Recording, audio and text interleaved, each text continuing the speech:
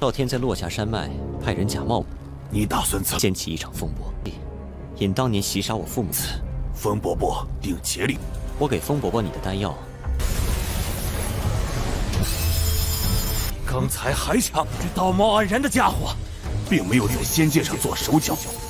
少天，你无身为戒。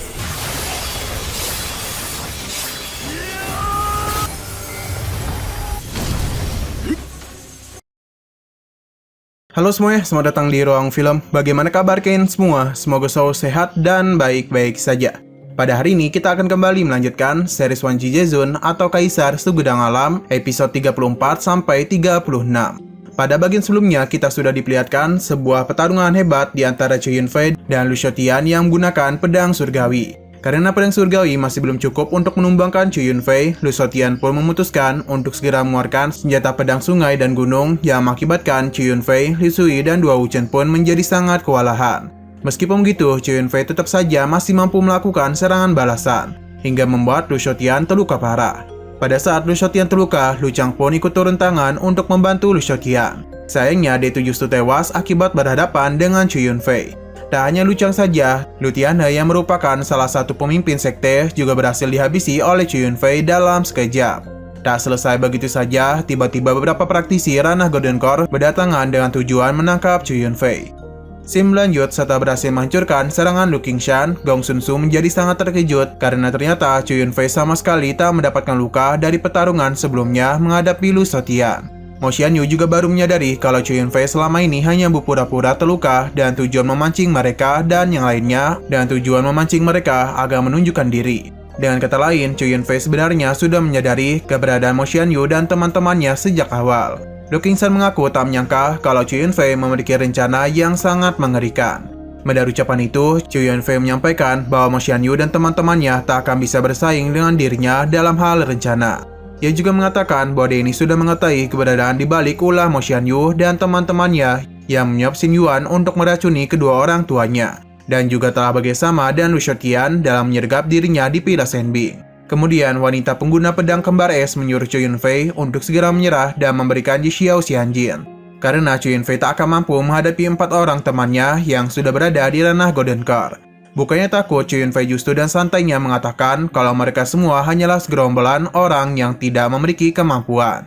Tak terima dan ucapan Chou Yunfei, pria pengguna pedang kembar api mulai menunjukkan pedangnya dan bersiap untuk menyerang Chou Yunfei. Mo Xianyu dan Lu Qingshan pun secara bersama-sama mulai membangkitkan kekuatannya sebelum menyerang.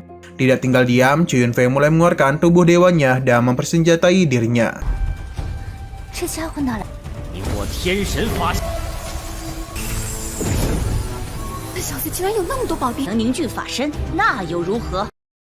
Selang beberapa saat dari arah belakang Chou Yunfei, secara mengejutkan Feng Yuyu muncul tanpa luka sedikit pun. Melihat kedatangan Feng Yuyu, Lu Xiaotian tampak merasa kaget. Pasalnya Feng Yuyu sebelumnya telah disegel dan dikurung oleh Lu Xiaotian sendiri di makam Senbing. Feng Yuyu menjelaskan bahwa memang benar Lu Xiaotian berhasil melukai dirinya dengan serius. Akan tetapi sebelum pergi ke makam Senbing, Feng Yuyu sudah meminum sebuah pil dan mulai mengaktifkan efek pilnya sesudah Lu Xiaotian pergi. Pil itu memiliki efek yang tidak biasa, yaitu mampu mengendalikan roh jahat yang beracun dan memulihkan esensi sejati.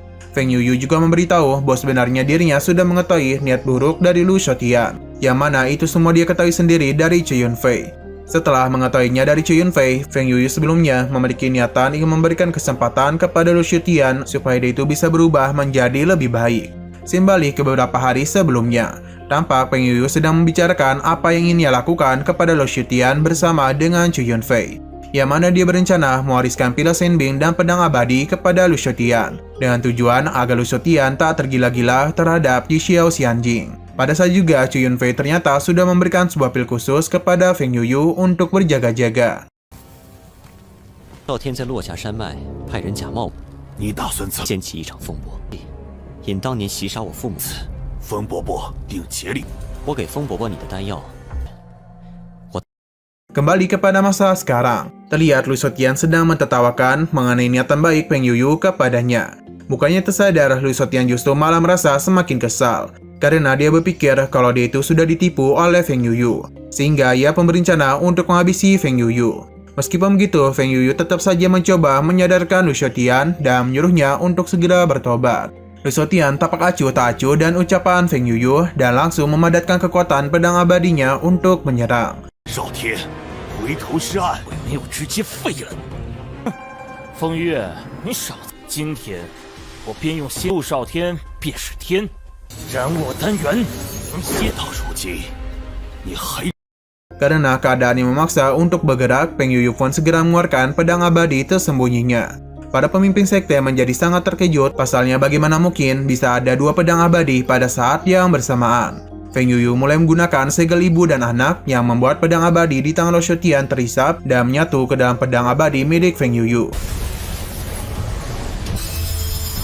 刚才还想这道貌岸然的家伙，并没有在仙界上做手脚。少天。 Feng Yuyu menjelaskan bahwa sebenarnya pedang abadi terbagi menjadi dua, yaitu pedang abadi ibu dan pedang abadi anak. Dan kata lain, pedang abadi yang dimiliki oleh Lu Shoutian ternyata adalah pedang abadi anak.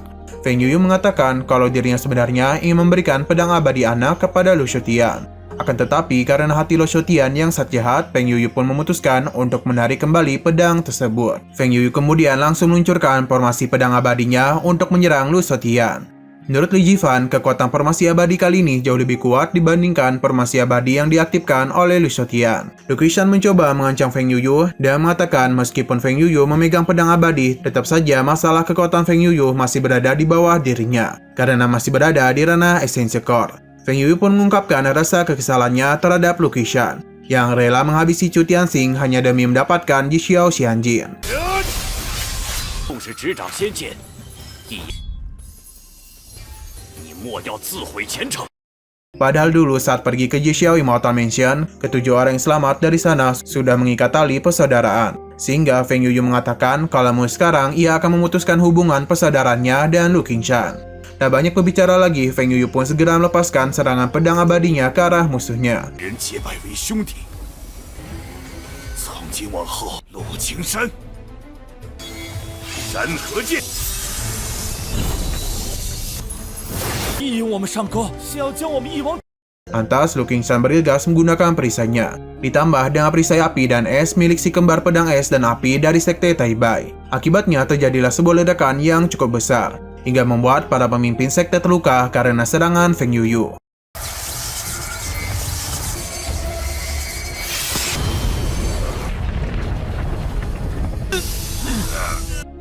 Tak terima dengan pelakuan Feng Yuyu, para pemimpin sekte pun mendeklarasikan sebuah peperangan masing-masing sektenya dengan Pila Senbing.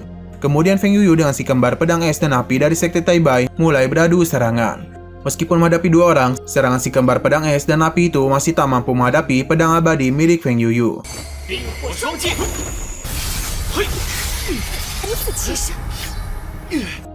Di waktu yang sama, Lu Qingshan bergegas menggunakan 10.000 pedang untuk menyerang Chu Yunfei. Sehingga Chu Yunfei pun langsung menahannya dan memanfaatkan tubuh dewanya. Karena serangan sebelumnya tak berhasil melukai Chu Yunfei, Lu Qingshan pun memutuskan untuk menunjukkan sebuah teknik niat pedang tertingginya, yang mengakibatkan tubuh dewa milik Chu Yunfei lenyap seketika.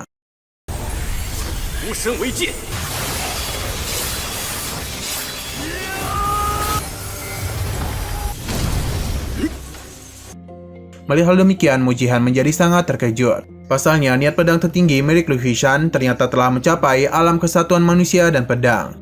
Pada saat serangan Lu Qishan mulai mendekati Chu Yunfei pun bergegas menggunakan naga surgawi api hijau untuk melawannya. Sayangnya, naga surgawi api hijau itu dapat dipatahkan oleh niat pedang Lu Qishan, sehingga situasi Chu Yunfei semakin terancam.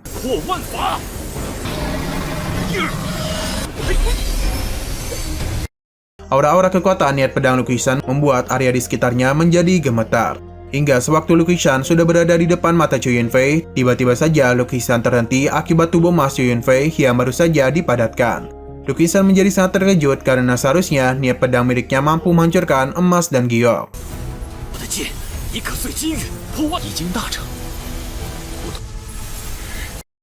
Menurut Dua Wuchan, tubuh emas milik Chu Yunfei sangatlah sempurna, sehingga seorang praktisi di ranah Golden Core biasa tidak akan bisa melukainya. Karena tak berhasil melukai Chu Yunfei, Lu Qingshan pun memutuskan untuk segera melarikan diri. Akan tetapi, Chu Yunfei tak akan membiarkannya pergi begitu saja. Ia pun langsung menyegel pergerakan lukisan dan memasukkannya ke dalam sebuah tungku. Kemudian Chu Yunfei menyiksa lukisan di dalam tungkunya dan kekuatan langit dan bumi.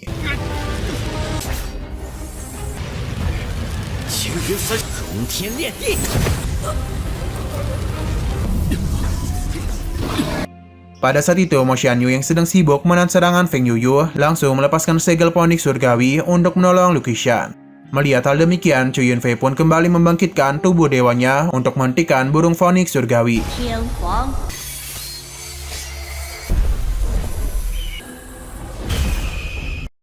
Mo Xianyu menjelaskan bahwa segel fonik surgawi diperoleh oleh pemaisuri dari Jixiao Immortal Mansion, yang merupakan sebuah harta karun abadi. Lantas Mo Xianyu pun langsung memperkuat segel fonik surgawinya hingga membuat tubuh dewa Chu Yunfei lenyap. Alhasil, burung fonik surgawinya pun akhirnya berhasil menghancurkan tungku milik Chu Yunfei dan menyelamatkan Lu Qishan.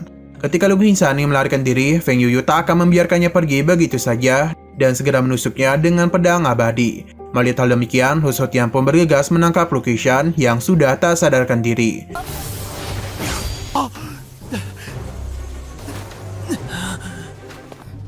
Lu Qishan 被废了。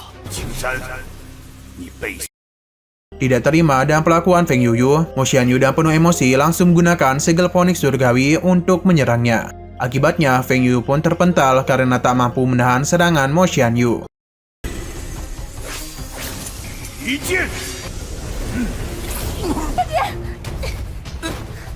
Tidak selesai sampai di situ, Mo Xianyu kembali menyerang Feng Yuyu yang sudah tak berdaya dengan pedang fonik surgawi. Untung saja Chu Yunfei sempat melindungi Feng Yuyu dan menggunakan kekuatan mata ilahinya dan tubuh dewanya. Ketika Chu Yunfei mencoba memberikan serangan balasan, Mo Xianyu pun langsung melepaskan serangannya terlebih dahulu.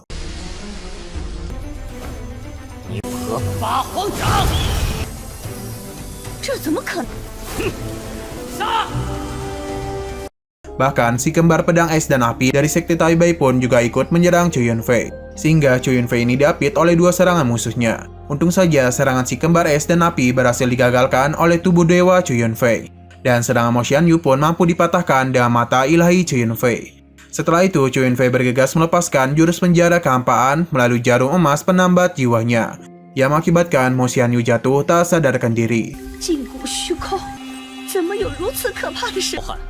神通妙法，莫阁主被废了。你所能知晓。 Menyadari Mo Xianyu yang sudah dikalahkan, si kembar pedang es dan api memutuskan untuk segera melarikan diri. Akan tetapi, upaya mereka untuk kabur itu langsung digagalkan oleh Chu Yunfei dengan jurus penjara kehampaannya. Bahkan mereka berdua juga terkena serangan dari Feng Yuyu.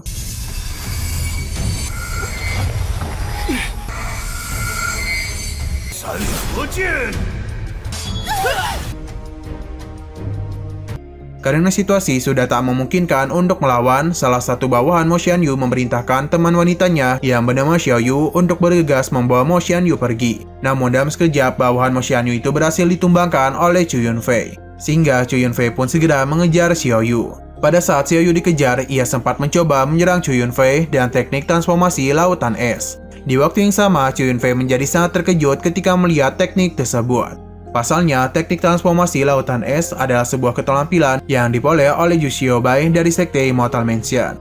Terlihat serangan dari Xiaoyu dapat dengan mudah dihancurkan oleh Chu Yunfei menggunakan telapak tangan naga surgawi.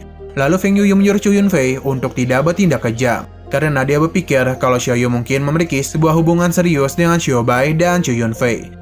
Nah, sayang sekali lagi seru-serunya, episodenya malah bersambung. Oke, sekian dulu pada video kali ini. Untuk video selanjutnya akan segera hadir. Jadi bagi kalian yang mengikuti series ini, langsung klik subscribe dan aktifkan loncengnya. Terima kasih yang sudah menonton video sampai habis. Jika kalian suka pada video ini, klik like dan share ke teman-teman kalian tentang channel ini. Dan ditunggu aja kelanjutannya. Oke, sampai jumpa di video selanjutnya.